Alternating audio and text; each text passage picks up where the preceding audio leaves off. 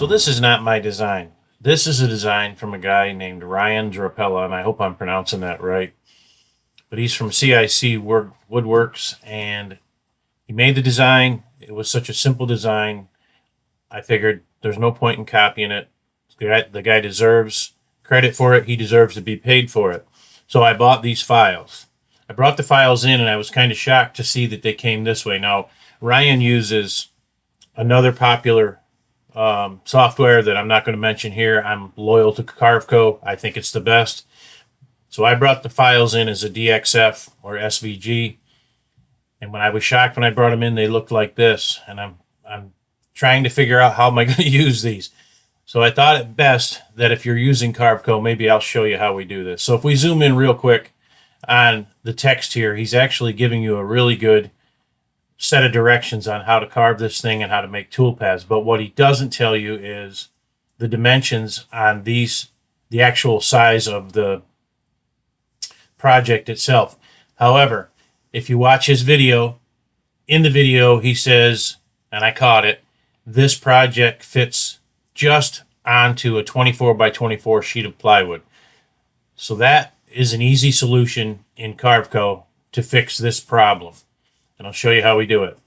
So if we highlight the text, this is grouped, so we need to ungroup it over here. Click on this, ungroup. We want to grab the text. Okay, the text is not grouped, so let's slide in here a little. We need to go across and grab all of the text and move it out of the way to do this. Let's grab all of this and move this out of the way. Let's grab this one and move this out of the way. Let's take this guy now and push F9 and bring it into the center. As we said, we know that it's a 24 by 24 sheet of plywood that this just fits on. So with all of these vectors highlighted, go up here to the transform tool, click on that, go over here to the right. Up here where we have the scale size, we're going to turn the width to 24. We're going to unlock the lock, aspect ratio lock, and we're going to make that 24. Then we're going to close the lock again, and we're going to hit apply. And incredibly, it's perfect. The width for the pockets and the tongues and the mortises and the tenons all works perfectly. So if you have Carveco and you want to download this file, purchase it from CIC Woodworks, Ryan would appreciate it. It's the only fair thing to do. Scale your project up to 24 by 24 and it'll work. Let's get back to the video.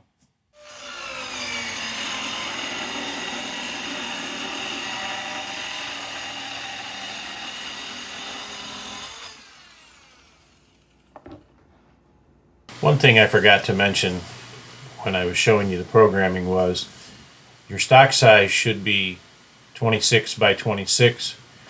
Put the vectors in the center, origin on the bottom left. In his video, he doesn't use tabs, and the stock is 24 by 24.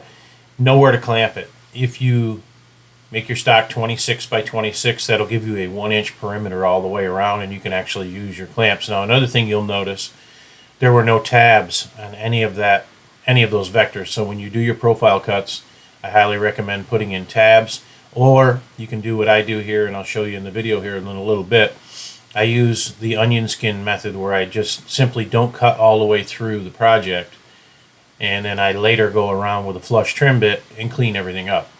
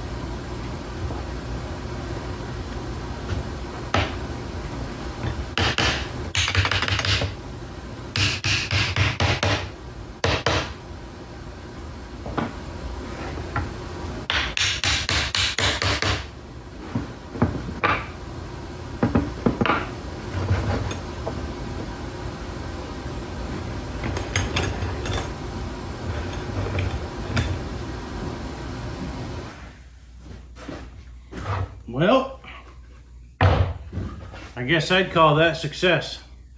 Nice design, great job, CIC Woodworks. We'll catch you on the next one.